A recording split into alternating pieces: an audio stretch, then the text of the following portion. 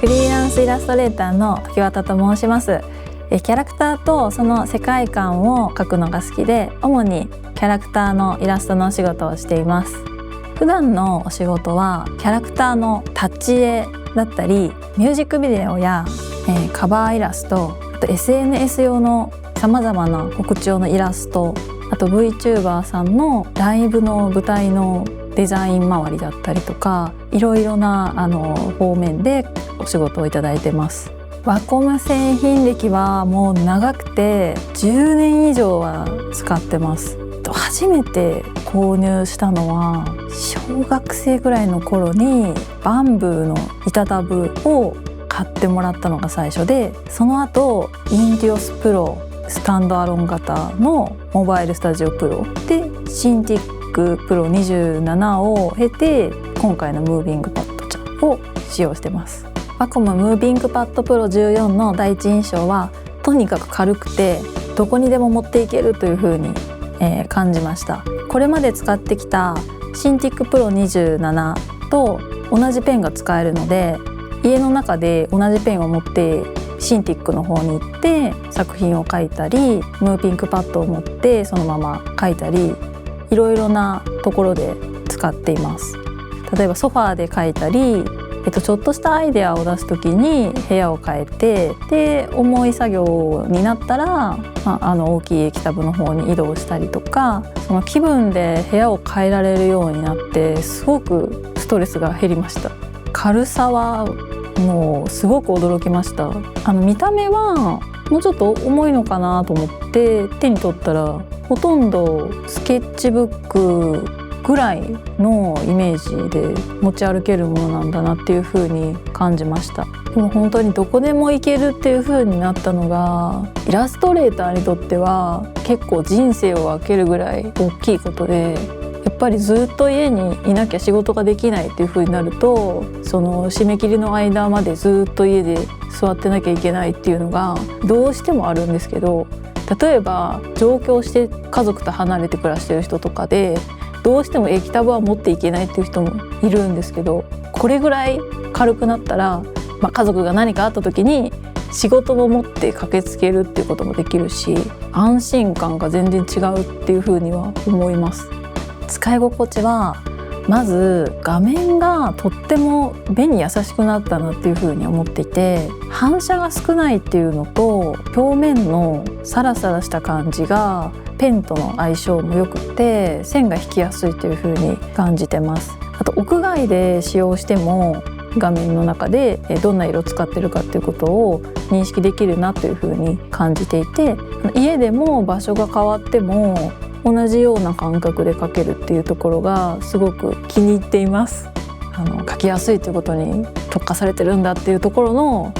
思いやりを感じます。ワコムキャンバスは鉛筆をそのまま使っているような自然な筆圧の流れで描けますし、テクスチャーもすごく鉛筆らしくかすれたりして直感的な作業がしやすいです。私の場合は練習だったりスケッチだったり直感的に練習したい時に本当に紙とペンを使っているような感覚で使ってます。何か思いついた時にペンを画面に長押ししたら、そのままワコムキャンバスが開くので、思う存分ラフを描いた後、そのままクリップスタジオに展開して最後まで仕上げることができるので、とっても便利です。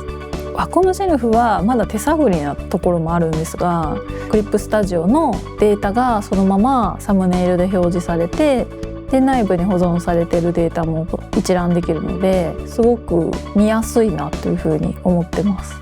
スタンドはちっちゃく畳めるっていうのがすごく良かったです。で広げたらすごく安定感があって、なんなら何にでも使えそうな、ちょっとすごく便利なスタンドだなっていうふうに思って、で実際、そこに立てかけたら、安定してますし、ジャストフィットしてました。でカバーもマグネットでついてるので、絵を描いてる時に手に当たったりとか、その干渉してくるものが何もなくて描きやすいカバーになってると思います。制作フローでの活用は導入したばかりということもあって、結構実験的にムービングパッド1台で最後まで仕上げて納品するっていうところまでやってみてます。で十分それは実用的だなというふうに感じていますし、レイヤー数が非常に多くなったりする場合はシンティックプロ27を使う場面も出てくるのかなというふうには思っていますが、今のところはまだそんなに不可能まで重くなったことがないので使えているという状況です。小型になってくるとその線がすごく引きやすいっていうのがあって、線画作業であったり、あとはアイデア出しであったり、その最初のきっかけになるっていう部分をムービングパッドちゃんがすごく担ってくれてるなと感じます。ムービングパッドはこれから何かイラストでお仕事を始めてみようとチャレンジしたい方の最初の1台ということでももちろんおすすめです。私もすでにムービングパッド使っていくつかの案件を納品まで持っていくことができました。大きさとしてはだいたい立ち絵を5人ほど並べて描くっていうところにも耐えましたし、ピクセルでいうと A4 サイズ長辺1万ピクセルくらいまでは十分作画をすることができました。またタイムラプスを撮りながら納品物を制作完了まで持っていくっていうところでも、十分作業できました。見た目よりもすごくパワフルな子だなというふうに思いました。次に普段から大型液タブを使って本格的作業されてるプロの方もサブであるとすごくいいのかなっていうふうに思ってます。っていうのもやっぱり旅行先でも仕事ができるっていうことだったり、メイン機が何かあった時に同じデータを同じような容量で使えるサブ機としてすごく価格帯的にも持ちやすいっていうところがあって、どこかの作業で間にムービングパッドを入れて効率化っていうことが見つかるんじゃないかなということで、すでに大型の液晶タブレットを使ってるプロの方にも触ってみてほしいなっていうふうに思います。クライアントワークでは依頼してくださった方が本当に欲しいと思っていたものになっているかっていうところを大切にしていますし、見てくださる方には